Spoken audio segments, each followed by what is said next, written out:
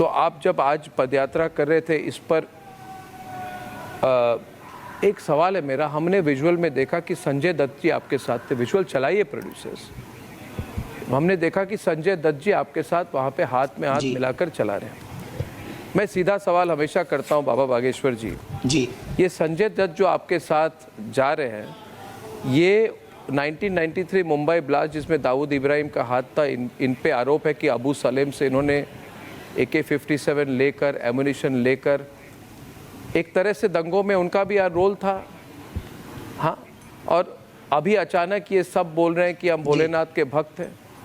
तो क्योंकि सब लोग एक लाइन में बात करना चाहते, यही बॉलीवुड वाले तो इन्होंने हिंदू धर्म के खिलाफ इतना कुछ किया। हर बार कोई भी वहाँ पे हिंदू संत साधु को हमेशा जिस तरह से दिखाया गया बॉलीवुड में, आपको पता ही है। तो मुझे लग रहा था, मुझे थोड़ा सा अजीब लगा कि संजय दत्त अचानक भोलेनाथ बाबा के वहाँ पे भक्त होके कैसे चले गए। उनका बागेश्वर धाम के प्रति अपार स्नेह है। वो एक बार पूर्व में भी आ चुके हैं और परिवार की तरह वो रहते हैं। व्यक्ति कोई भी हो, भूलें होती हैं, उसके कारण वो जेल भी गए, जो कि सबको पता ही है। ज़्यादा हमें डिटेल तो जानकारी पता नहीं, पर हर व्यक्ति ऐसे अपराध करता है। हमारा उद्देश्य ये दिशाहीनों को दिशा देना। उनका आना, वो हमारे परिवार के सदस्य हैं। दूसरा, अगर बॉलीवुड के लोग अब वर्तमान में, पूर्व के समय में गुनाह के देवता जैसी पिक्चरें बनाते थे और तिलक लगाए हुए लोगों को गुंडा बताते थे, अगर वो वर्तमान में रियल में और ऑन स्क्रीन में हिंदुत्व का प्रचार करते हैं तो निश्चित रूप से ये वर्तमान के समय का प्रभाव है और निश्चित रूप से साधु संतों की आवाज का प्रभाव है। आप जैसे पत्रकार जो सत्य बोलते हैं उसका प्रभाव है। और इस देश में बहुत बड़े बड़े बदलाव आप देखेंगे। जो कभी राम की जय नहीं बोलते थे, राम को काल्पनिक बताते थे, वो भी राम को माला डालते हुए नजर आएंगे। हाँ, तो ये बात आपने कहा जो दे रहा है दुरुस्त है, बिल्कुल ठीक बात आपने कही कि अगर दिशाहीन को दिशा दिखाई जाए तो अच्छी बात है। और आप जैसे चाहिए, हमें लगता है कि इसमें स्वागत करना गलत नहीं है। स्वागत करूंगा, बहुत प्रिय है और साधु का नहीं, मैं उनके व्यक्तिगत तौर से उनके बारे में नहीं बोल रहा, मगर मैं आपको एक बात पूछना चाहता हूँ बाबा बागेश्वर जी।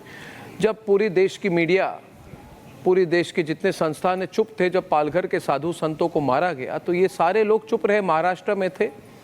क्या मैं गलत कह रहा हूं कि कल अगर महाराष्ट्र के चुनाव अलग तरीके से आ जाते, उद्धव ठाकरे बैठे रहते, चुप रहते, और जो हनुमान चालीसा जो पढ़ते हैं मातोश्री के बाहर जो सांसद थी उनकी गिरफ्तारी हो गई, तो उस माहौल में जब पालघर के साधुओं को निर्मम तरीके से मारा गया तो सारे लोग चुप थे।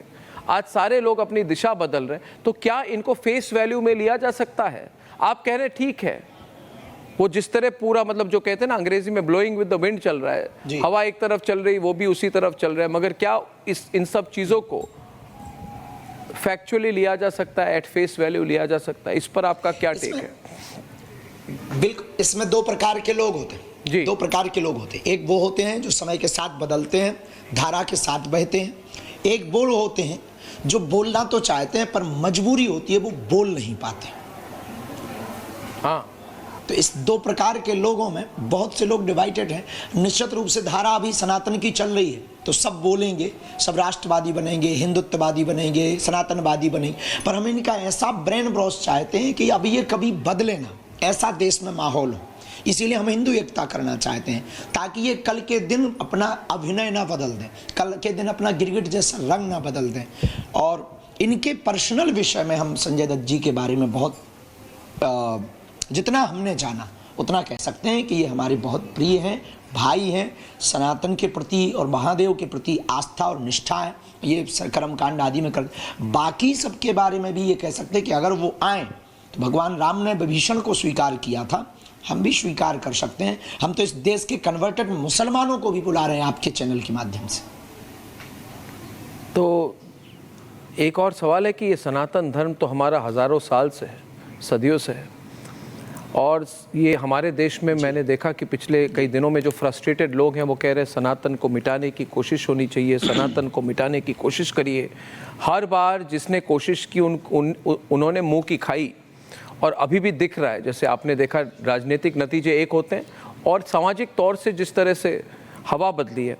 तो अभी आप ये लीड कर रहे हैं, सनातन बोर्ड के मांग को लीड कर रहे हैं, तो क्या ये सनातन बोर्ड बन सकता है कि सिर्फ ये वक्फ बोर्ड को काउंटर करने के लिए इसकी बात चल रही है? क्या वास्तविक तौर से भारत में सनातन बोर्ड बन सकता है, या फिर सिर्फ वक्फ बोर्ड को काउंटर करने का एक तरीका है ये? श्री गणेश जो हुआ, फर्स्ट शुरुआत हुई वो वक्फ बोर्ड के काउंटर के लिए, क्योंकि उन्होंने जब साउंड रख करके अपने मुसलमान भाइयों को जगाया, वोट करो, वक्फ बोर्ड को बचा लो, मस्जिदों की रक्षा कर लो, युवाओं जग जाओ, तब हमें लगा कि ये ठीक नहीं है, बहुत गलत है, दंगे की बात नहीं करना चाहिए, कानून का तो कम से कम सम्मान करना चाहिए, सुप्रीम कोर्ट का सम्मान करना चाहिए, एक देश में एक कोर्ट होनी चाहिए, एक संविधान है, एक कोर्ट होनी चाहिए। तो श्री गणेश जो हुआ था वो काउंटर के लिए, पर प्रैक्टिकल बात अगर आप पूछें, पर वर्तमान में अगर वक्फ बोर्ड के अधिकार अगर नहीं हटते हैं तो फिर निश्चित रूप से सनातन बोर्ड बनेगा, और इसके लिए भारत के साधु संतों ने कमर कस ली है, हिंदुओं ने कमर कस ली। हम लीड नहीं कर रहे, हम आपको हम बहुत विनम्रतापूर्वक निवेदन करें, हम सिर्फ एक सनातन के सिपाही हैं। आप लोग हमारी बात को सुन लेते हो, ये हमारे लिए गौरव की बात है। तो सब लोग हम तक बात पहुंचा देते हैं, हम बोल देते हैं, यूं कहें साउंड सिस्टम है हम, नहीं हिंदुओं के जी, किसी पार्टी के नहीं जी। तो ये जो यात्रा है आपकी, जो सनातन एकता यात्रा है, ये कब तक चलेगी? इसका प्लान क्या है? कहाँ जाएगी ये सनातन एकता यात्रा, हिंदू यूनिटी की यात्रा, और इसमें कितने लोग इसमें भाग लेंगे? एक तरह से किस तरह के मूवमेंट के प्लान हैं आपके, और फाइनल गोल क्या है आपका?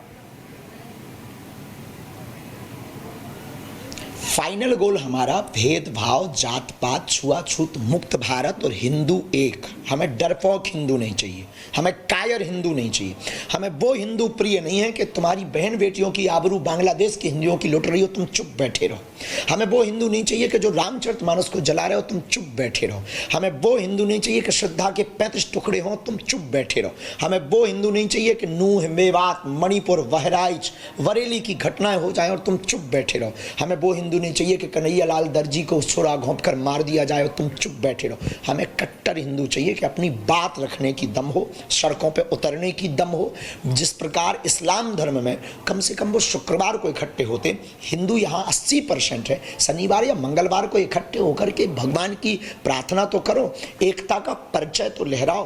तो तब तक हमारे जन्म, अब हम ये नहीं कह सकते कि हमारे प्राण कितने दिन के हैं, हम तो जी रहे हैं, कर रहे हैं, अपने लिए कुछ नहीं कर रहे हैं। ना हमें नेता बनना, ना हमें पार्टी खड़ी करनी, ना हमें किसी पार्टी को सपोर्ट करना। हाँ, हिंदुत्व के लिए जो कार्य करे उसके साथ हमें खड़े होना, हिंदुओं के लिए जो कार्य करे उसकी बात हमें करनी है।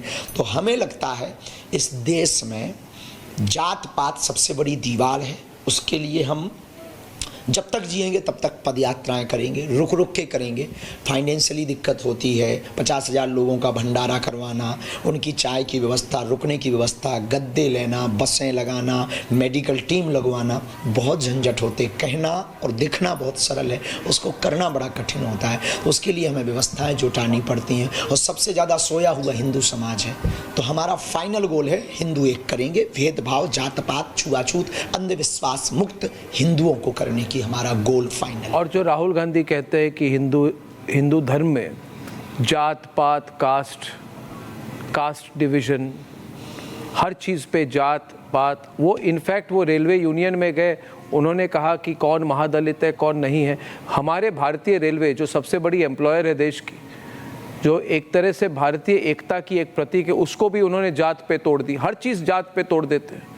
तो मैं चाहता हूँ आज क्लियरली आप कहिए कि राहुल गांधी को आपका क्या मैसेज है, क्योंकि उनकी पॉलिटिक्स जो है ना, ये 1985-90 से लेके अभी तक सिर्फ और सिर्फ पिछले 30 सालों से सिर्फ जात की राजनीति है। आप जो बात कर रहे हैं उनका सफाया हो जाएगा, पूरी कास्ट पॉलिटिक्स बदल जाएगी। समाजवादी पार्टी का क्या होगा, लालू प्रसाद यादव की पॉलिटिक्स का क्या होगा? राहुल गांधी तो कास्ट सेंसस को छोड़ के किसी चीज़ की बात नहीं करते, तो उसका क्या होगा?